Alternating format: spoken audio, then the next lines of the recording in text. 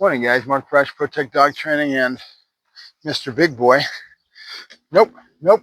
Good. Who, if you noticed, was just sitting there watching me get ready for the camera, and he put his head down and relaxed.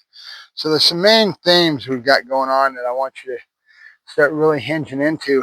And I ended up getting flooded with my algorithm yesterday with one of the top purely positive dog trainers that actually does protection. She's really well known, Denise Finzi. And she talks in scientific terms, and it's good stuff. Don't get me wrong. These are one of the people that I could respect because of the fact that I learn as much from that concepts in their world as they do from, well, they don't learn anything from us because they're so above us, right? And there's a lot of it coming at us lately in regards to them trying to denote that they don't like labels. And then you start to see people that are other trainers that kind of parrot the same thing. And I think labels are important, to be honest with you. It defines what our philosophies are in really easy terms. You say purely positive, right away that defines their philosophies and where they live. If you say balanced trainer, it defines right away where my mainline philosophies are at and where I live, right? So labels are something we need, but they want to take that away from us by starting to talk about labels. Oh, dog training is dog training. They're correct in a roundabout way. It's true. We want to stop this loggerhead and stop going at each other, and that's important. But if they don't want to give and they have a mandate that is all about taking us out of the game and not appreciating and respecting the fact of what we're trying to say, whereas me, I always think that I learn from them all the time. I'm going to get into her all the time. I've got a book series that she's got, a 4-book series that I've been reading it off and on. I've had it in my library for 3 or 4 years, maybe 5 years, probably longer. So I forgot the name of the books, but whatever. But so she's respected. She's got a series coming out, of seminar series or something that she's putting together. And it's funny because I don't follow her all that much. The only reason I even saw it was last night was because the algorithm hit me in the face. And it's because of the things I'm saying.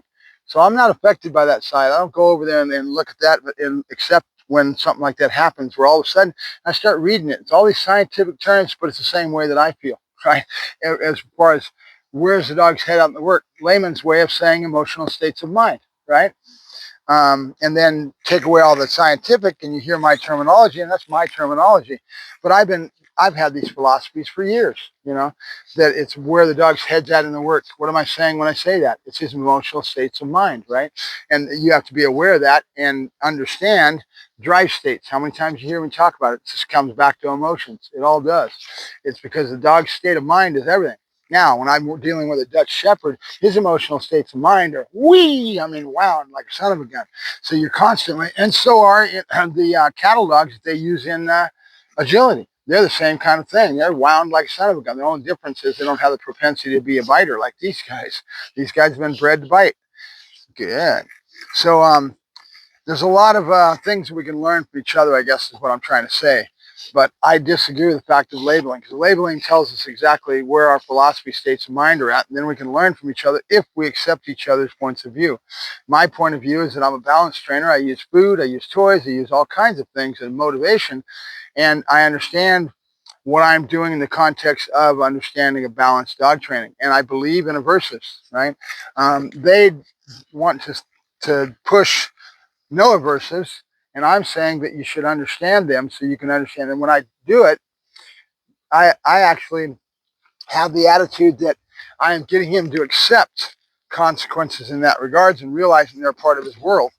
It doesn't mean I need to take a baseball bat and beat him up, but things like me talking about getting him to have a good down and putting a poke in his ribs, it doesn't feel good until he comes back up. That's an aversive, right? So it's all about perspective. In other words, how you use it. Same thing with Justin Rigney and e-collars. A lot of different. I use e-collars for years, and my philosophy in that regard, using a tool that can be abusive, and you can sit there and fry a dog. How many times you hear what's his name? I can't think of the trainer that has a book that he put out that he's talking about trainers that his clients come to him and the trainer has fried the dog and the dog has to be rehabbed in regards to that because of an idiot over here that doesn't understand the tool and is using it in an abusive fashion, right? But at the same time, I can take that down to a very low stimulus and use it in a very low stimulus and condition the dog to understand what that communication is. To me, it's just another tool that's basically like a leash, and it's an extension of the leash when I bring it in.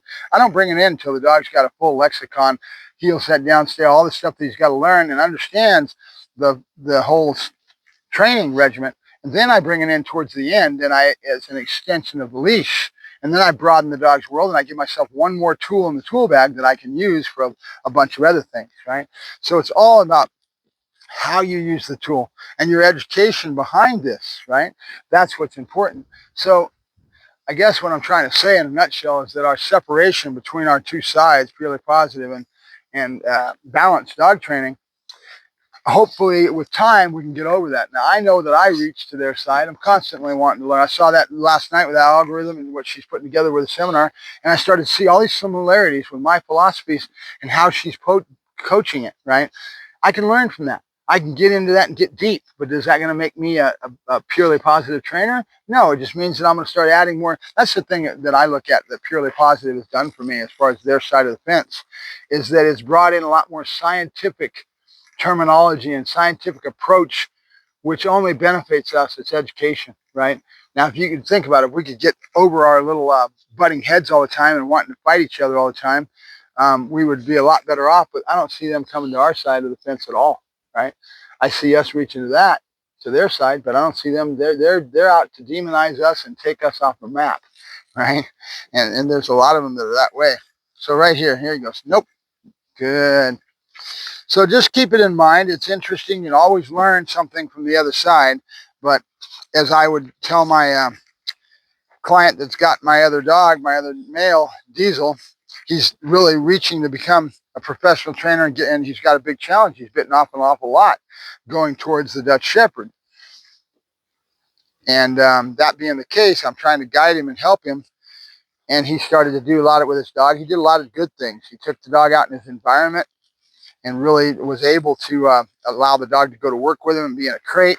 He's got a harness for him, so he's got the people around him conditioned already that when the harness is on, he's not to be petted, because he wants him to learn to be more neutral and not get into the, and we already had a chat with that where he had one person petting the dog and she was going squirrely, oh my God, and I hate that because that ends up winding the dog up. You don't want the dog to, their perspective, the dogs, it's all new. They're a young puppy. What they learn about how people greet them and how people act. People should learn to be more neutral. Let the dog come to you. Be more calm. Good. Instead of getting all squirrely and wanting to be lovey-dovey on a dog. That's the big thing that's a problem. Good. And so we got to educate the public as much as we do the dog, right? I always do when I go out in public, I always try to educate the public that I'm around so that I can teach them in how to act. If I see kids, I right away teach them the right way, or my right way anyway, on how to greet a dog. Put out your hands, let the dog come to you. A fist, so that you don't lose a finger. If the dog tries to bite you, your fingers aren't out here like this. You put your in a fist, you let the dog come to you and sniff you. Wait for your instincts to tell you that you're ready to, the dog's ready to get petted, and don't put your face in the dog. A lot of dogs, they have space just like we do. And a lot of people don't understand that. I have a whole litany of a little kind of a little child lecture that I give the kids and how to make sure they understand that. And I do my best when I'm out there showing off, and I have kids approach me or, come, yep, good boy, good. I try to work that out. So I just kind of wanted to start out the session with that because I think it's important, and it was interesting that I got flooded with that algorithm, and she obviously has a seminar coming up.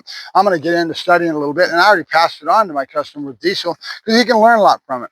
But my caution would be, don't get so into it that you start believing all the hype coming from that side. I don't totally agree with everything, but Denise Fenzi, being that she's got Mondio ring title and gotten into some working dog stuff and has actually accomplished it, you can only give equality and say that's admirable and that's good stuff. There's one person in that whole realm that's coming to our side, right? Good. All right, so with him and working with him, back to my whole thing I was talking about, this is kind of what caught my eye, was how many similarities in what she's putting forward that I believe. And I'm telling you right now, I'm not affected by that side. I'm not over there studying that stuff. It was the first time I've seen it, and I was going, well, this is me. This is the way I feel. So in that regard, you hear me talking a lot about teaching him to chill out, to be calm, to wait. Good. It's all about time pattern. So in other words, how long it takes me from going from 1,000, 1,000, good. So that he starts to expect me to come back, and he learns to just relax. How much of that am I putting into the basket? That'll be a big part of his life. We're going to be getting into impulse control of all types. Good. And that's what we're up to with this guy, and that's because of the Dutch Shepherd nature to be real easy to stimulate a dog. It's a lot harder to take this because this is boring, right? Most people can't do this. They want to get out on the line, start doing the stimulation of bite work, get the dog all crazy with teeth, and don't realize the most important part is this, stability, right? Where does his head go? Well, this is the clay that's very malleable right now as a puppy. That's all moldable, right? It's how you do your training program that matters. Teaching him to be calm, teaching him to wait. Good in everything he does, right? And you see the results right now.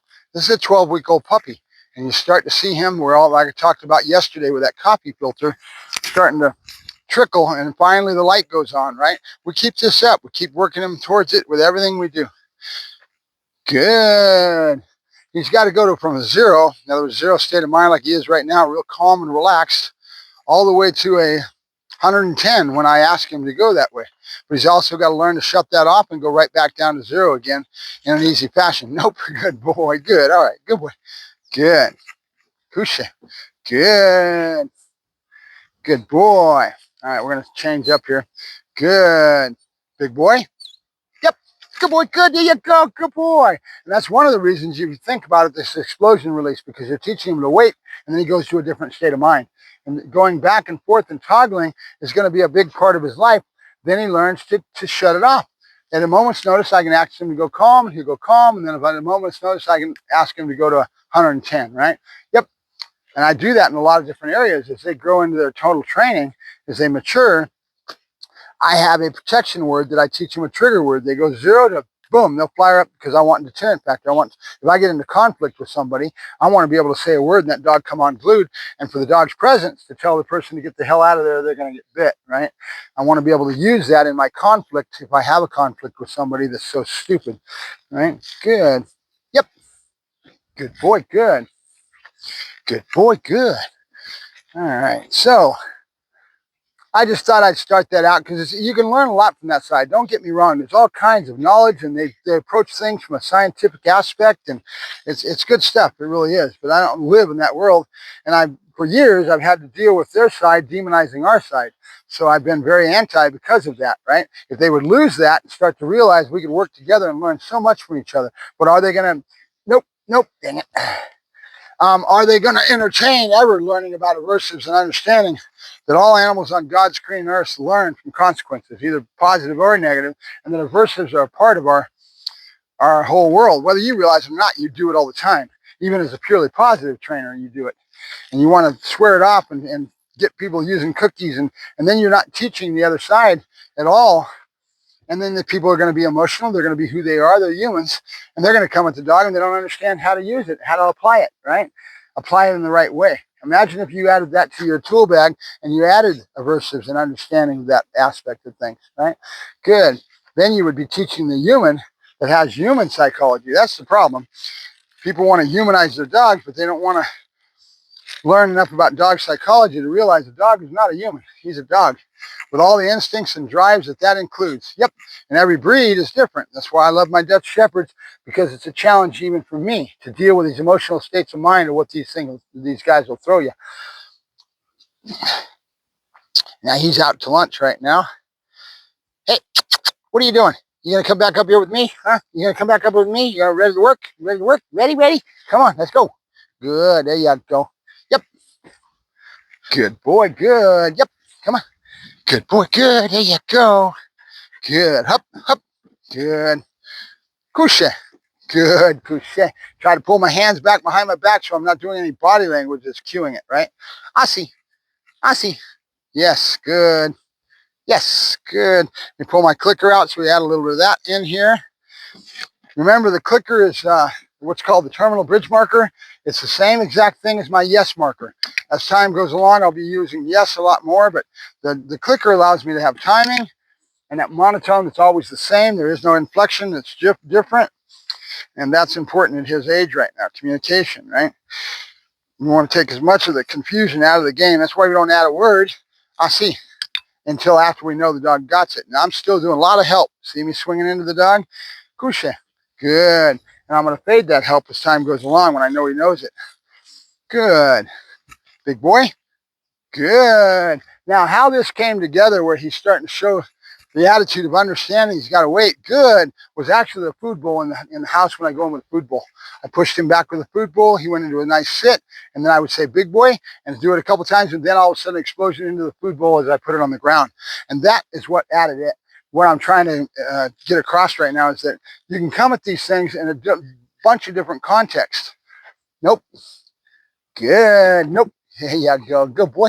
Good. Big boy. Yep.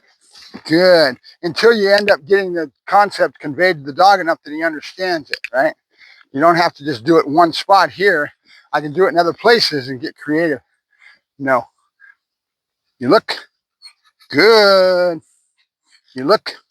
Hey. Good. See that nose take over? He wants to go to the ground. We're going to have to deal with that when he gets a little bit older and I finally get a pinch collar on him. Good. And right away, all the negativity comes into the mind when I say pinch collar to anybody that's purely positive that disagrees with my philosophies. They'll right away start thinking how abusive that tool is. All about the tool is only as good as, you've heard me say it how many times, the person using the tool, right? I use a pinch in a non-abusive way and just little tap taps when they're babies especially. I don't need much more than that. But I've got to have something to register into that dog's brain so he understands. And there is avoidance and escape and all those things that we've learned from somebody like Keeler way back in the day. That was a big part of my philosophies back in the day because that's all we had. Nope. And I learned how to use it very well. I was very good at it. Yep, good. So it's still part of my, but I don't use that now. My baseboard now is Michael Ellis, No Good and Yes, and communication and a lot more. I've broadened a lot because you learn and you change. You never stop learning and growing, guys. You're always reaching for more. That's kind of why I mentioned the Purely Positive and Denise this morning, because there's a world of knowledge you can learn from and be able to increase your knowledge base. You don't have to buy in and become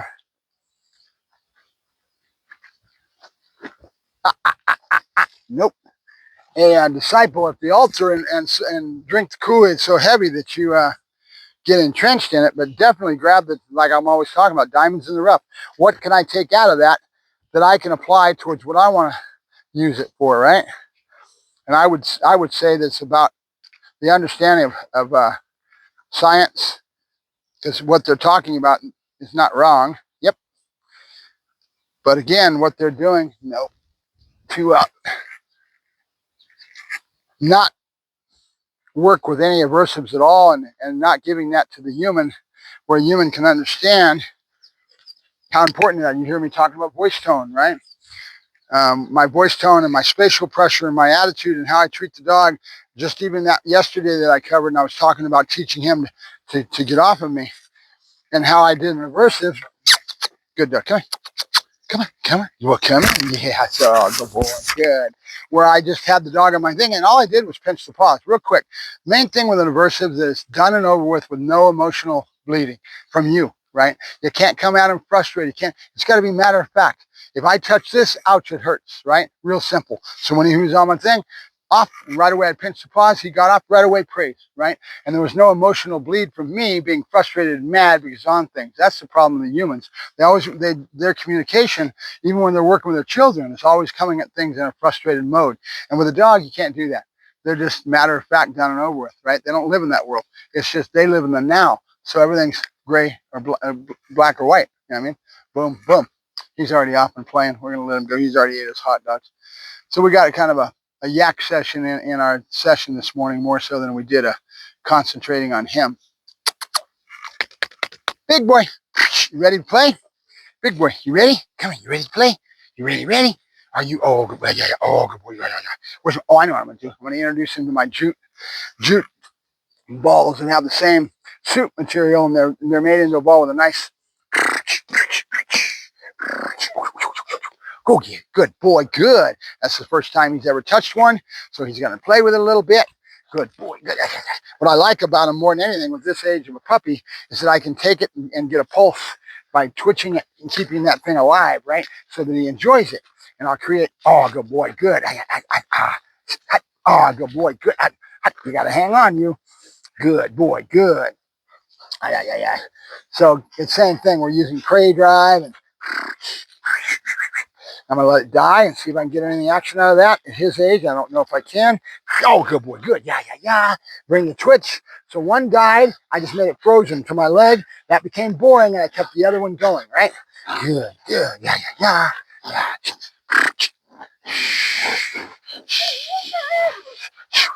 Oh, good boy, good. Yeah, yeah, good.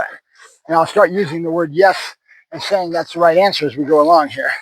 But right now, it's just a new concept to him, so we're just going to kind of try to flow with it. And again, this is one of those things. He doesn't understand it. This is his first introduction with two items. He's got to drop one and go to the other, right?